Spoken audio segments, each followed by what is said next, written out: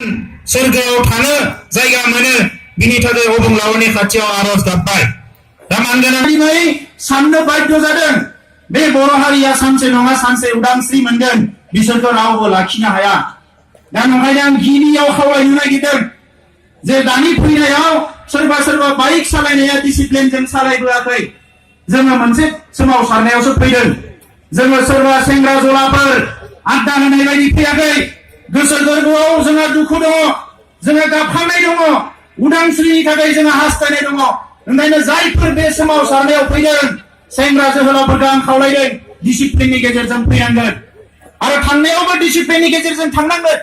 मालाय हारिनि मानसिफ्रा नुनांगोन बे जोहोलावा बड'लेण्ड दाबिनि आन्दोलनाव थांनानै फैदों आरो बिनि गोसो सिङाव दुखु दङ, रागा दङ, हास्थायनाय दङ। बे बयबो नुनायाव बेरखांनांगोन। आरो बेजों लोगोसे गारि सालायनायफोरखौबो आं खावलायगोन, जायफ्रा गारियाव गाखोनानै फैदों आरो गारियाव गाखोनानै थांफिनगोन।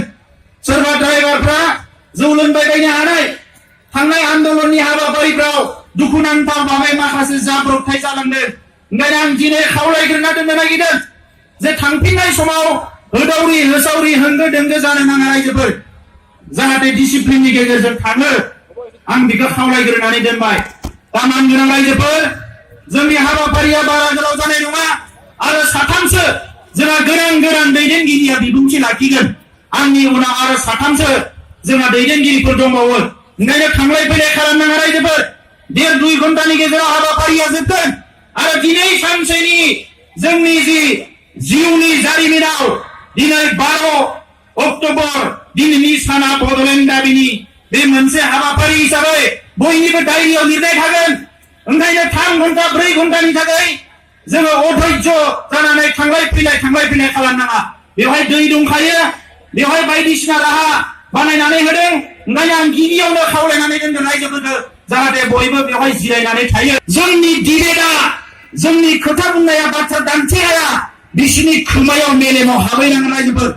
ओंखायनो आं नोंथांमोनखौ खावलायदों जोङो स्ल'गान होगोन, बयबो स्ल'गानाव गोख्रोङै बाहागो ला। जय बर' हारि आरो गोसा बुंनांगोन रायजोफोर, जय